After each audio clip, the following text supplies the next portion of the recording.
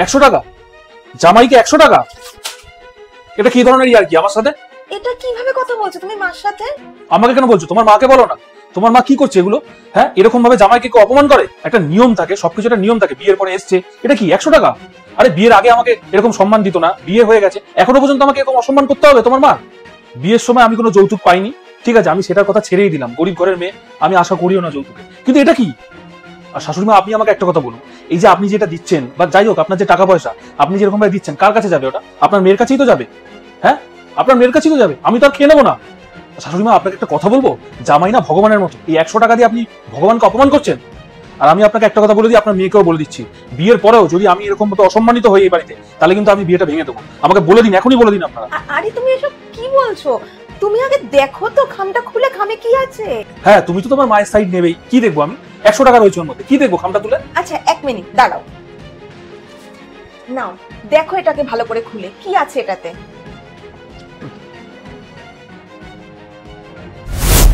এ কি শোনাচ্ছেন? দেখেছো, তুমি শুধু শুধুই রাগ করছিলে। অ্যাকচুয়ালি আমি আর মা মিলে তোমার সাথে একটু প্র্যাঙ্ক করছিলাম। তুমি যে কত রাগ করো না। মা ঠিক আছে, তুমি বলতে পারো প্র্যাঙ্ক করা হয়ে গেছে, ঠিক আছে, কোনো ব্যাপার না। আরে এরকম এরকম ভাবে সম্মান করতে হয় জামাইকে? আর আপনি তো আমাকে আগে বলবেন যে এরকম একটা দামি গিফট আপনি আমার জন্য রেখেছেন। বেকার বেকার এতগুলো কথা আপনাকে শুনিয়ে দিলাম, সত্যি কি বলবো আর। যাক, এরপরে যদি এরকম কিছু দামি গিফট দিতে হয় ডাইরেক্ট দিয়ে দেবেন, এত কোনো কথা বলবেনই না, ঠিক আছে? আর এরকম প্র্যাঙ্ক ফ্র্যাঙ্ক করারও কোনো দরকার নেই, ঠিক আছে? চলো, আচ্ছা আমি আসলাম, তুমি আসো, আমি গাড়িটা বের করছি, ঠিক আছে?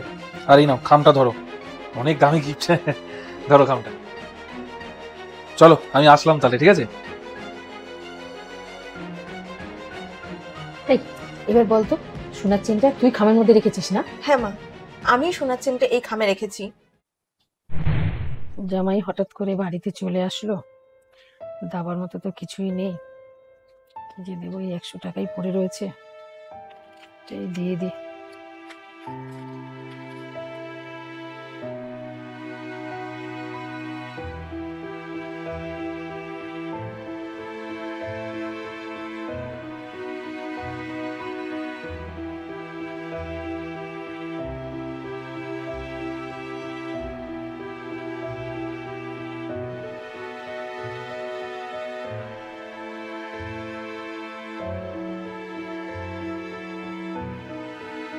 জামাই যখন তোর গলায় চেনটা দেখতে পাবে না, তখন তুই কি বলবি?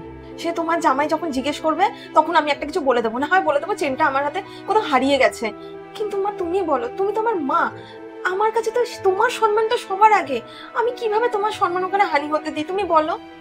যতই আমার বিয়ে হয়ে যাক না কেন মা, আমি তো তোমার মেয়ে, তোমার মেয়েই তো থাকবো বলো। আরে জামাইকে তো বোঝাতেও পারতিস। মা, কিছু কিছু সম্পর্কগুলো টিকিয়ে রাখতে গেলে অনেক সময় অনেক কিছু কম্প্রোমাইজ করতে হয় মা।